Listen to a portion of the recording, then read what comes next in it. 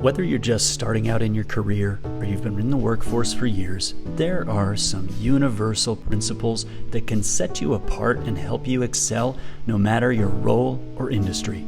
I'm Brad, and I've worked as everything from a dishwasher to chief operating officer, from startups to nonprofits to established companies. In this time, I've learned that being good at your job isn't about having the most credentials or knowing everything or being the most experienced person in the room. It's really about the mindset and habits that you bring every single day. So in this video, I'll teach you 5 ways to be good at your job no matter what you do.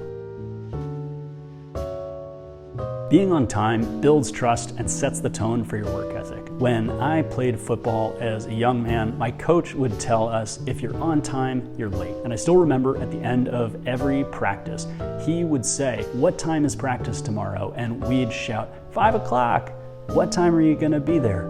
4:45, because to him on time meant 15 minutes early so that we could put on our cleats, put on our shoulder pads and our jerseys so that when it came time to practice, we were ready to actually practice. You should treat your job the exact same way. Arrive 15 minutes early so you have time to take off your coat, get yourself set up and squared away, and be prepared to take on the day at the start of your shift or before that first meeting starts. Nothing aggravates a boss more than someone who arrives as things are supposed to be starting and makes everyone else have to stop and wait for them to be ready to go. When you arrive a few minutes early, your boss sees that you mean business and that you take your work preparation seriously. But this habit doesn't just make a good impression, it also makes you better at whatever you do, because a person who is organized and set up to work is going to be far more effective than someone who is running late or trying to start work when they are mentally scattered and not in a position to give their work their full attention.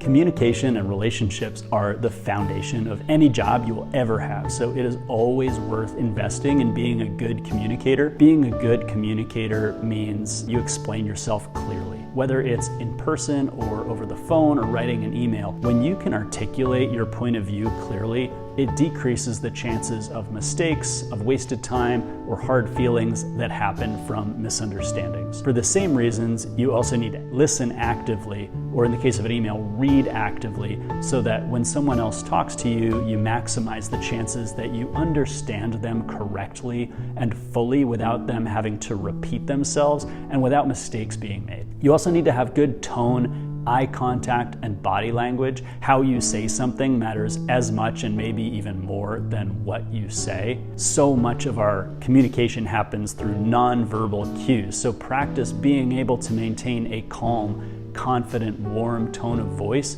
making eye contact when talking to someone, and having body language that is open and welcoming.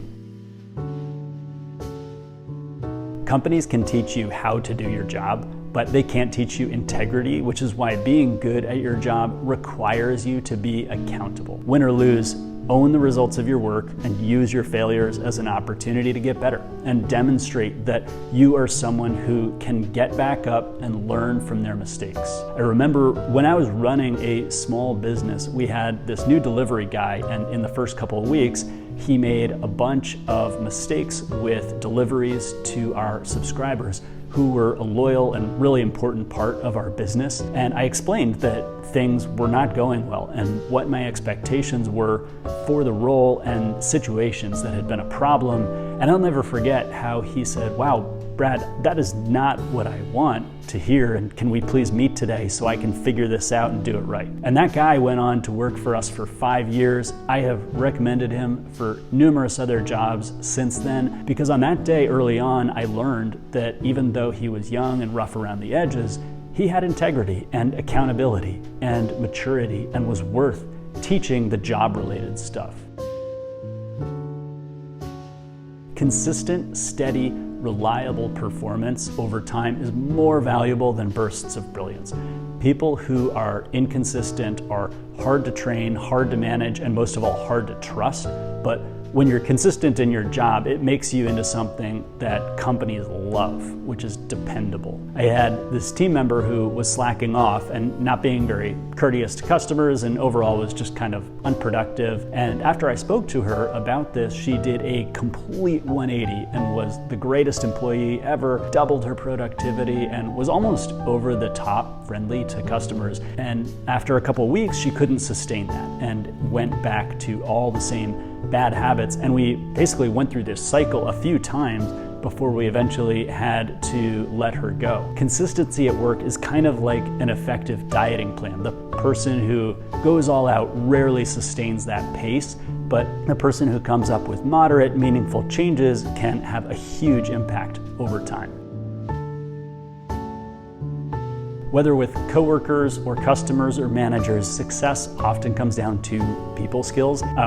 You remember in school how teachers would put stuff on report cards like plays nice with others? If I'm being honest, if you can do that in your workplace, you will be amazed how far it will take you.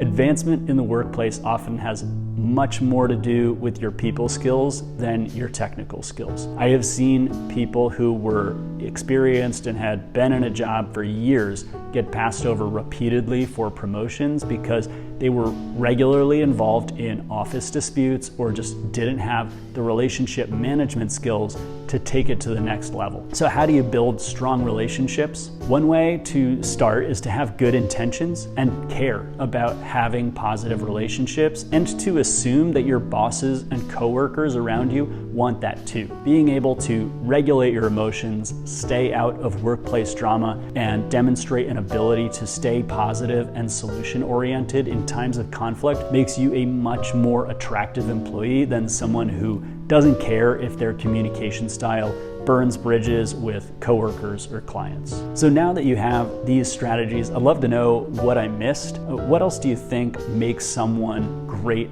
at their job? Leave a comment below and let me know how I did here. I am a 9-to-5 guy and I love talking about how to build and develop awesome teams of people who like coming to work every day. So give me a like if you'd like to see some more videos like this, and I will see you next time.